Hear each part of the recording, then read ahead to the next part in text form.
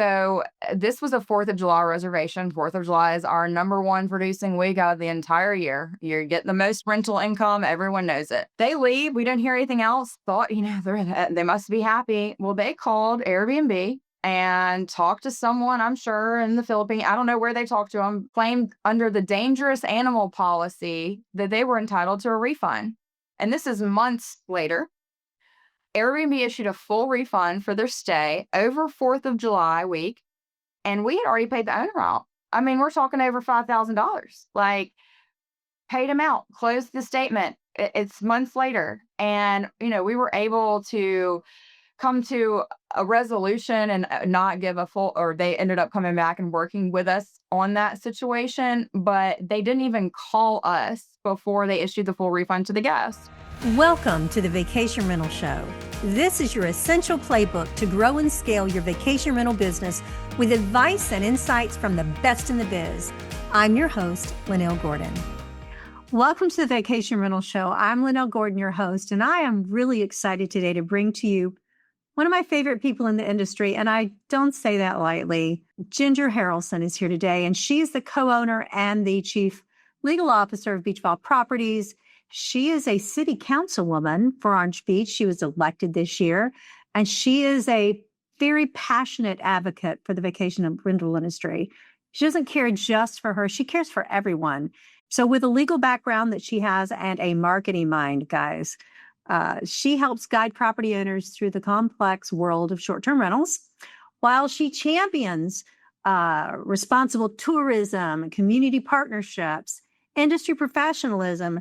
And she's not afraid to go up against the big guys when they do bad things that affect our industry, which you all know that happens. We see it every day.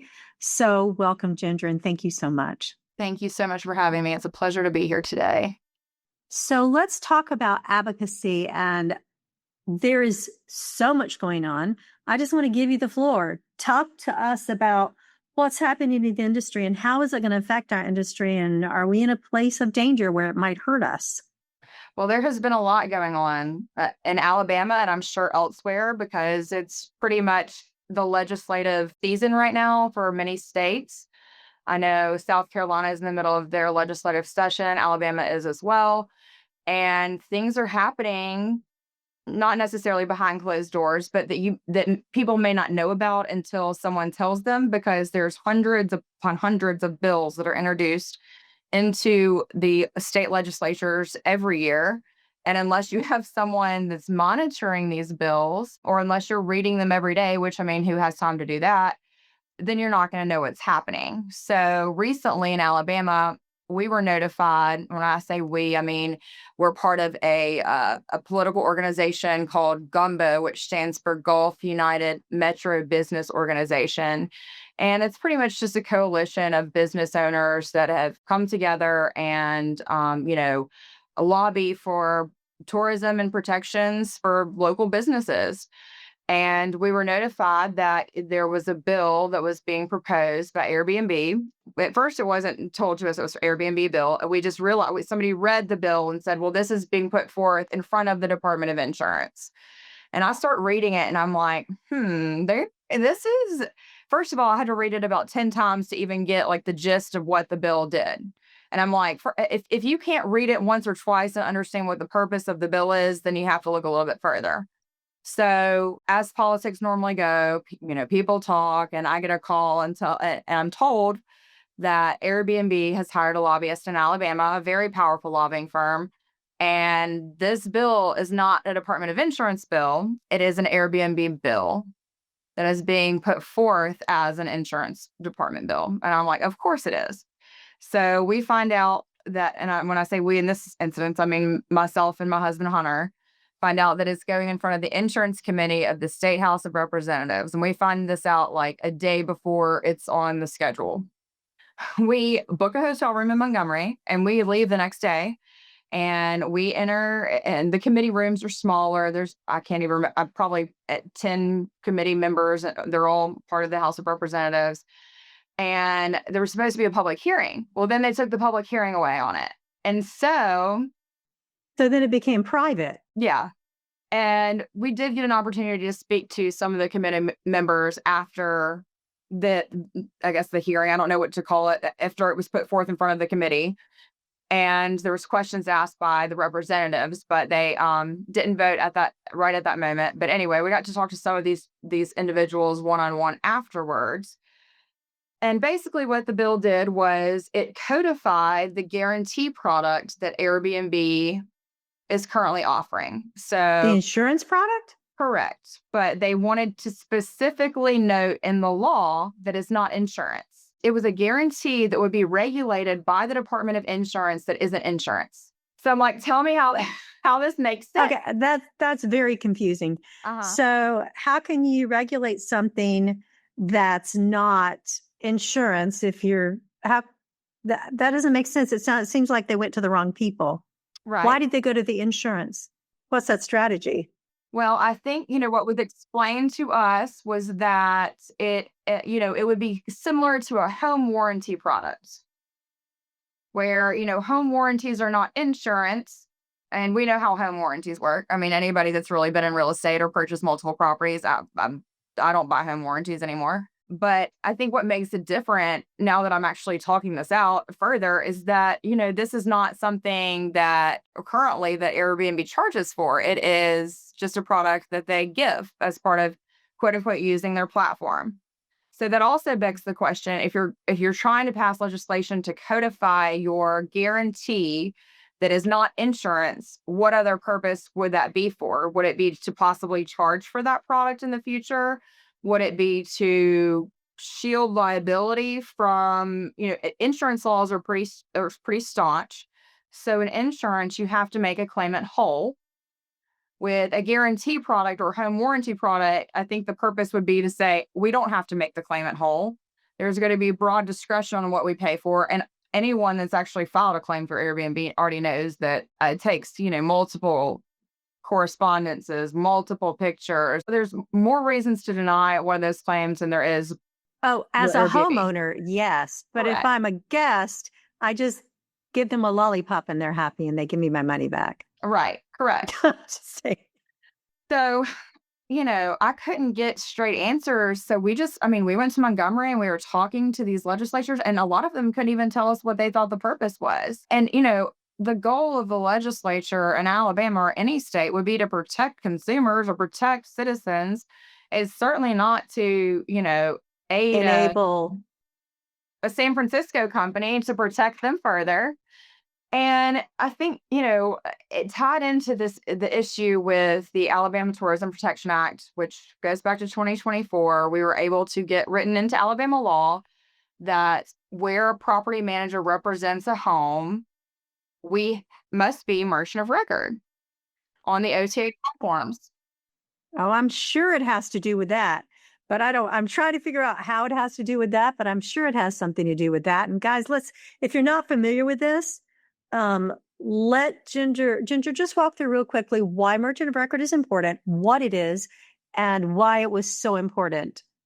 So merchant of record is the party in a transaction that holds the funds. So typically, on Vrbo or booking.com, property management companies are the merchant of record. When someone books a reservation, the money moves to the holding company or property management company, pretty quickly, almost immediately.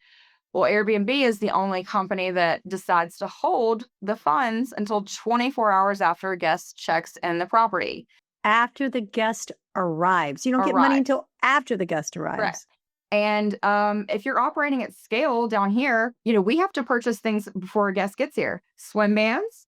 We have to purchase parking passes.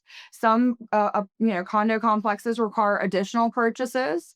Like there are things that go into managing these reservations and the funds that they're holding for parking bans, swim passes, and all of that we're front loading for months. Well, not only that, but the fact of the matter is you are a real estate broker.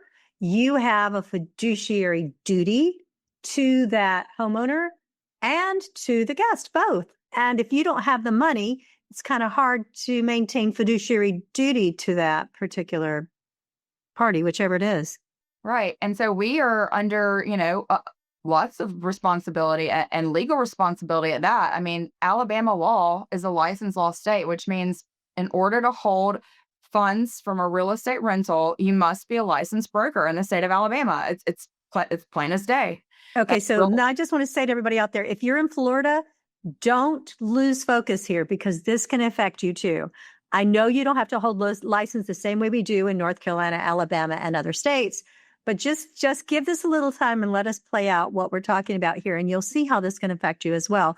One of the things I just want to say to people out there, merchant of record guys, big important thing. There was an incident where after the guests left, in their yard, I think was some sort of snake, and they got Was all it of one their of our money. properties?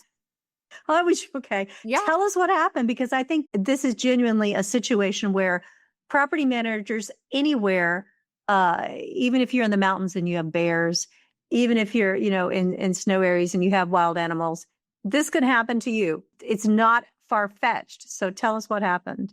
So we have in Gulf Shores, there's this area called Fort Morgan. It's unincorporated, but there's Gulf Shores and street addresses. Well, it's a little bit more, out in the wild wilderness. There's a fort down there. So people that are traveling to that area specifically are looking for a little bit, away from the hustle and bustle of downtown Gulf Shores or Orange Beach. So it is kind of more out in the wild. We managed a house down there and there was a snake in the yard. They called us. Okay. We sent a maintenance guy down there. Of course, the snake wasn't there when he got down there. Well, the guests claimed to see it again. So we went back down there again, tried to find it. Of course, we're putting snake away and mothballs and doing what we can. But again, this is outside of a property, not inside, and didn't hear anything else from the guest. Well, this The was mothballs worked. They do actually work. I have a house out in the wild. That seems to work quite well, actually. so this was a 4th of July reservation. 4th of July is our number one producing week out of the entire year. You're getting the most rental income. Everyone knows it. They leave. We didn't hear anything else. Thought, they must be happy. Well, they called Airbnb and talked to someone, I'm sure, in the Philippines. I don't know where they talked to them. Claimed under the dangerous animal policy that they were entitled to a refund. And this is months later. Airbnb issued a full refund for their stay over 4th of July week, and we had already paid the owner out. I mean, we're talking over $5,000. Like, paid him out, closed the statement. It's months later. And, we were able to come to a resolution and not give a full, or they ended up coming back and working with us on that situation, but they didn't even call us before they issued the full refund to the guest. We had to then chase them down multiple times saying, "What? This can't be. This is so unfair. Like, what are you doing?" And then we had an incident last year. Spring breakers under 25, they've agreed to our rules and regulations, part of our contract. You have to be 25. You can't break the law. If the police show up, you're ejected. Well, Airbnb issues them a full refund for a spring break week.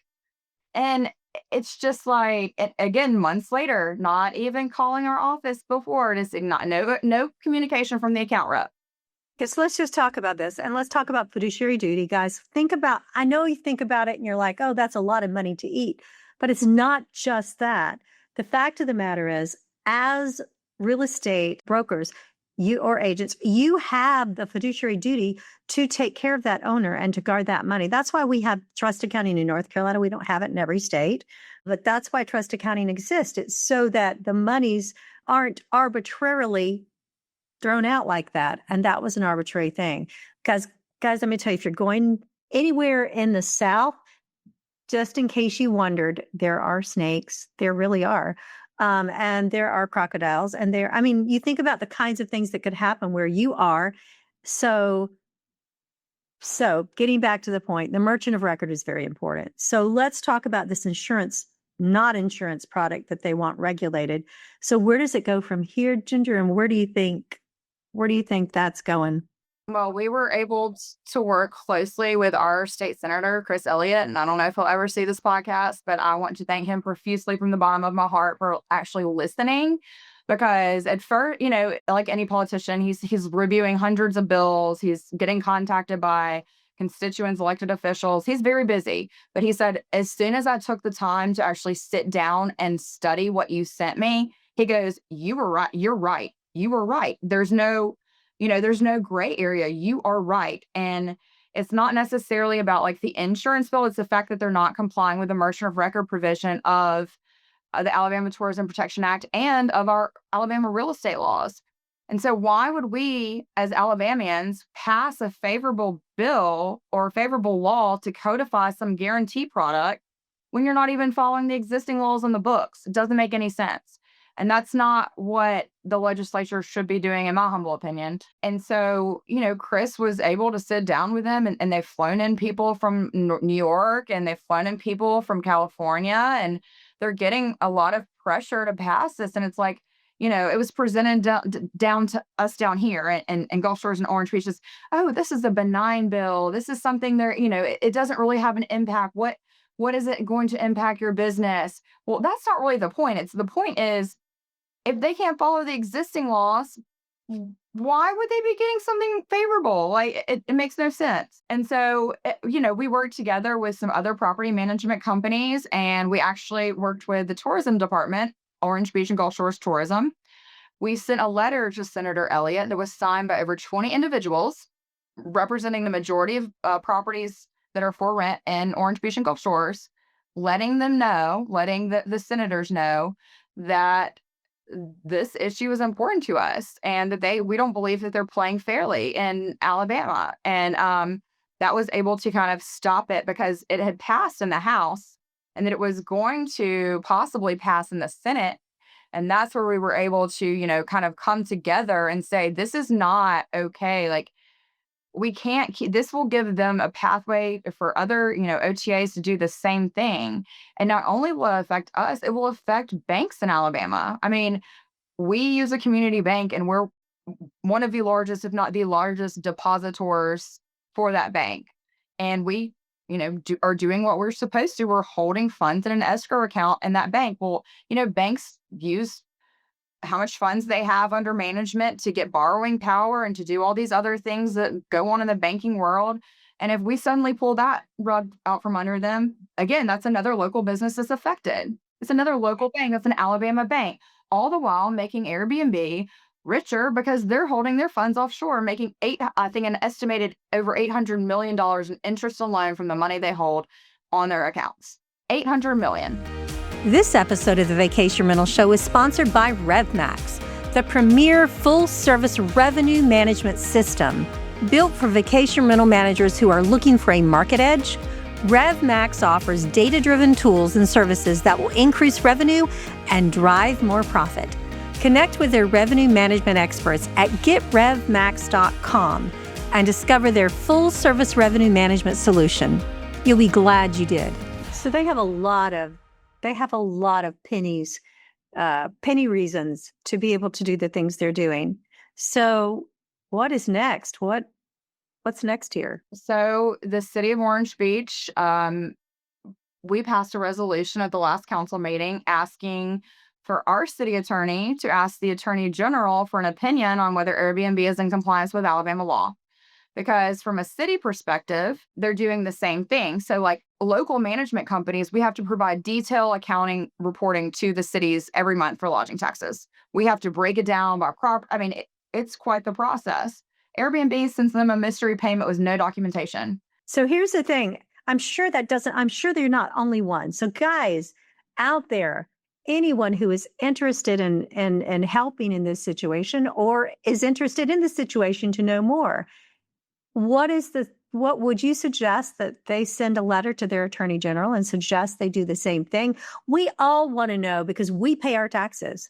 Right. As property managers, we're the ones that pay our taxes. We know where those tax dollars are going. We know, where there's the city, there's the county, or there's even, just different area taxes that we have to pay. So. And I mean, it becomes a fairness issue. I mean, like a local company shouldn't have more detailed reporting than, built $80 billion company. Like if we have to comply with the law, they have to comply with the law too. Just like if I pay taxes, I expect you to pay taxes too. And, we're not asking for special treatment. It's never been about special treatment. It's about equal treatment. Treat us equally. It's frustrating because they have all the money in the world and they come into states like Alabama and they hire very powerful lobbying groups. And they a lot of times get exactly what they want because no one is on the other side saying, hey, this is a problem, or hey, we have concerns over this law or bill because of X, Y, and Z. And that's always been a problem in the vacation rental world. And I've talked about it. If you've ever listened to me on a podcast before, it's the fragmented nature of our business. I mean, hotels have they've got it figured out. I mean, there's only a few major brands. They've got basically a coalition. With vacation rentals, a lot of it is small business. It's mom and pop shops. I think most vacation rental management companies manage less than 50 properties.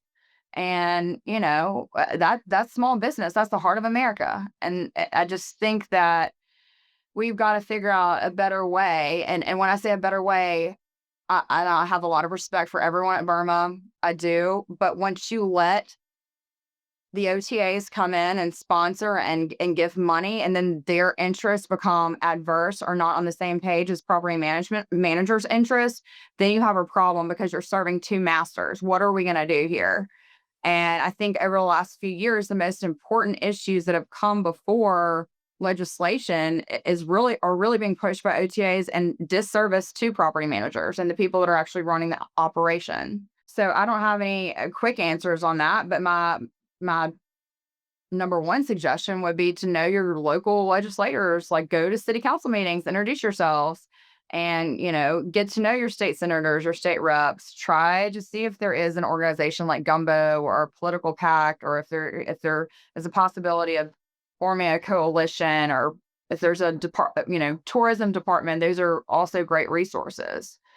And sometimes it takes getting up there. I tell people I feel like I'm just on this perpetual shoebox, just shouting the same message over and over again. But eventually people get it. It's like Senator Elliott, he was like, finally, I got what you were saying. And that's another issue, is that it takes a little bit of education and a little bit of time to get up to speed on some of these issues. Because a lot of people think, oh, well, Airbnb is just an advertising website. You pay them what it used to be, a yearly fee, and you get to list your property. And they don't understand all the stuff that's happened in the background over the last several years that just continues to rip control away from people that are legally responsible for the control. Now, listen to that again, guys. I just want you to hear that, because it does. They are taking control away from the people who are legally responsible. That's you. And in the long run, what they're after is more revenue, and that's less revenue for you. And not that there's not enough to go around. There's plenty to share, but there's a lot more involved than that. Ginger, what other things have been happening? And I hate to keep punching on them, but now they've created almost, dare I say, an illegal marketplace, because they are promoting Cohost and Cohost companies. Again, let's go back to what Alabama law states. Alabama law states, in order to hold another person's money that's renting real estate in Alabama, you must be licensed. And, you can find a co-host through Airbnb.com. And a lot of the co-hosts don't have a storefront. Alabama broker law, or Alabama real estate law rather, requires a storefront and a licensed broker to operate. So we have co-hosts that are now managing properties in Gulf Shores and Orange Beach that are, and I'm talking about 40 plus properties, calling themselves a co-hosting company. Wow. That do not have no local employees, no local presence. They're using vendors and coordinating everything, online. But what happens to the consumer if, an emergency happens at the property? Are they going to call their cleaner to go show up at 3 a.m.? Are they going to be able to get them on the phone? I mean, I think that their goal is to kind of eliminate the people that are the professionals in the industry. And it's heartbreaking, because obviously, if you built a business like we have, where you're managing 350 properties, you're obviously doing a pretty good job, or you wouldn't have the business that you have. And you're obviously abiding by the law and ethical standards. And this is our 10th season, built it from 14 properties to now over 350. And, they should have to follow the laws like we do. And we are the best at what we do, along with, all the other professional management companies in the area, at providing the experience to the customer. We're the people that have the linen program. We're the people that, make sure there's a professional quality clean. How are these co-hosting companies doing any type of quality assurance checks? I mean, they certainly can't be doing it for themselves if they're managing 40 properties from New York It's just, I like to use this analogy. It would be like someone has built a brick and mortar restaurant and they've been one of the most popular seafood restaurants in town. They've paid for their business license and they've gone through the food permitting classes and they've hired all their employees. And all of a sudden they wake up and they look out the window and there's 20 food trucks outside their door selling almost the same product that they're selling, but a little bit discounted, maybe not the same quality. And they don't have a food permit and they don't have a business license that was issued the proper way. And all of a sudden it's like, wow, it gets to be, a little bit deflating, but it's just no one would stand for that. And no one should stand for this. Well, it's not legal. It's not. I mean, it's not. That's the thing about it. The thing about it is it's not that it's unethical. I mean, it is if you're treating your property, if you're treating your guests wrong, but even if you're being kind and nice and everything, the whole thing is illegal. So what other kinds of things have you seen recently happening on that front? Well, I mean, I know that I was on LinkedIn the other day, and I can't remember who posted it, but it was another professional property management company. And did you see this? They refunded a guest from 5 years ago, a stay that happened 5 years ago. No, I didn't see that one. Yeah, I'll send it to you after we get off. But yeah, I took a screenshot. I'm like, this is absurd. 5 years go by and some guest gets a refund. And then, the blocking of the phone numbers, like, can we just sit back and ask ourselves, like, what is going to best service the customer? Because we're all in the hospitality business. And you want to block us being able to actually effectively and accurately communicate with someone staying in one of the properties that we have a fiduciary duty to represent. Okay. Let's talk about this. It's not only are they blocking the numbers, and I'm just going to tell you this. I hope they don't block me, but I'm just telling this. When I go overseas, I do Airbnb because I know that as a consumer, there's a lot of, if I have a problem, I don't have to worry about it. I don't have to worry about reaching out to the property management company because I know Airbnb will cover my butt with anything, even if it's not ethical. I know they will. And so do the hosts there, because what happens is not only do they block the number, guys, but in the messaging back and forth between the guest and the host, you can't even spell it out or put it in funky letters or anything. So you can they make it so that you can't do that. Now, I'm a pretty smart programmer. I know ways to get around it.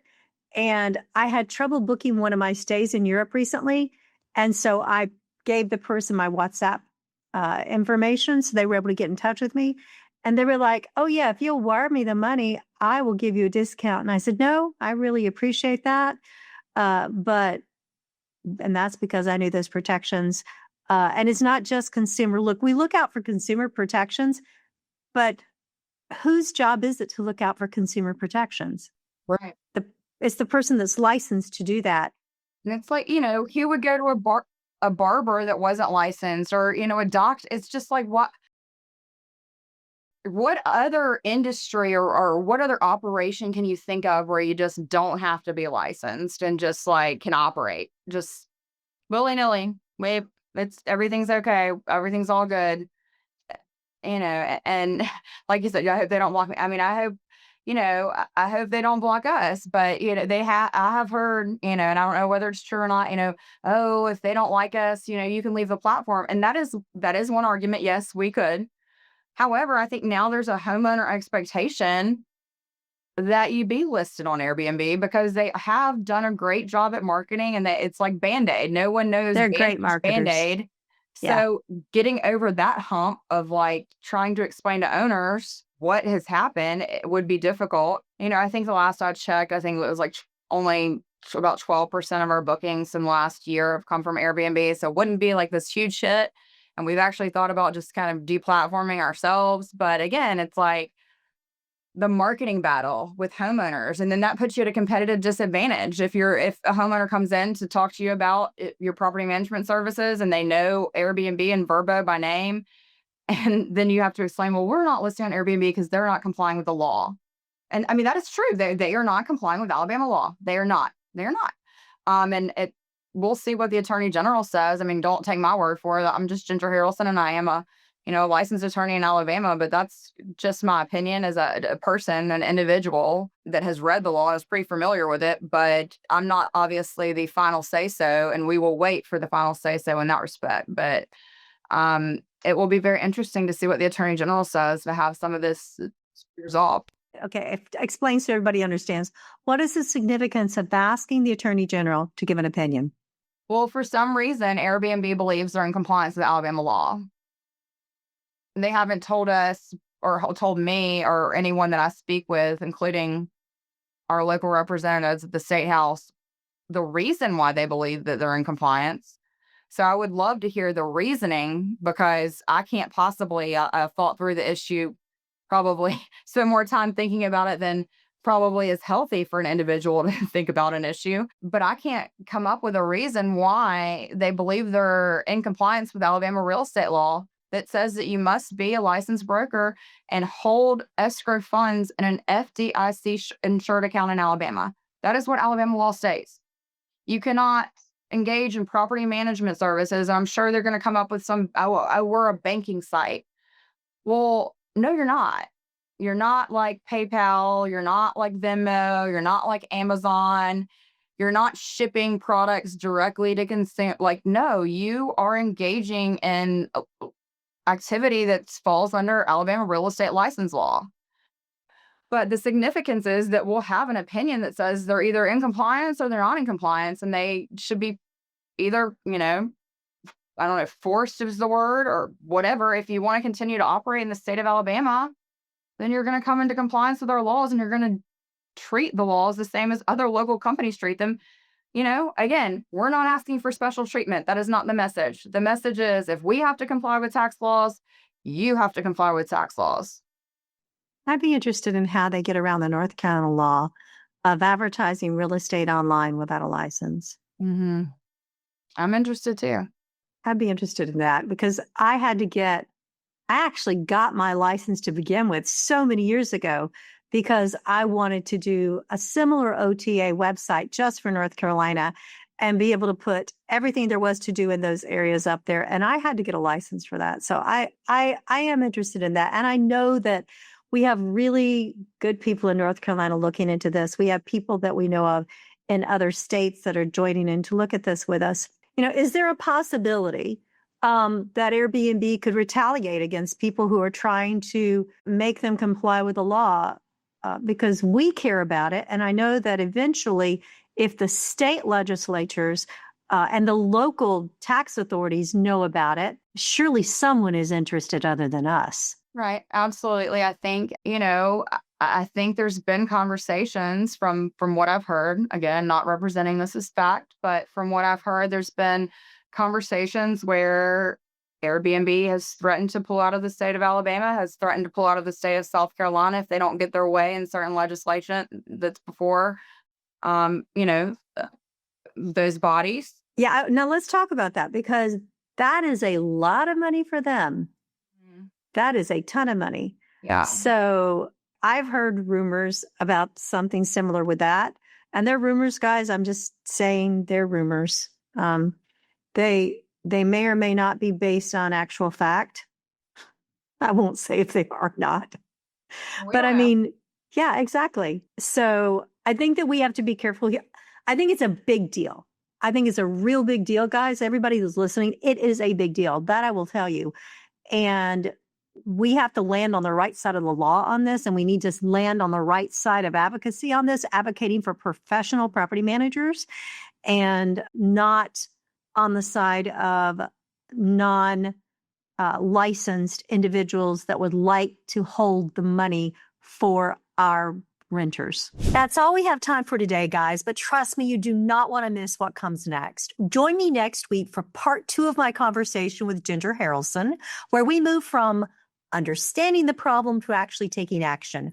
We're going to talk about the unlicensed co-hosting crisis that's happening right now in your market, what OTA non-compliance is actually costing you in tax dollars, and how to get personally involved in advocacy no matter what state you're in, and Ginger's #1 marketing strategy that built a community of over 115,000 people, guys. You're not going to want to miss it.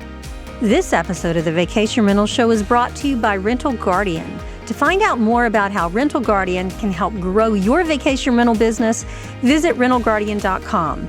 Make sure to search for the Vacation Rental Show in Apple Podcasts, Spotify, and YouTube, or anywhere else podcasts are found. And hit subscribe so you never miss an episode. On behalf of the team at Inhabit, thanks for listening.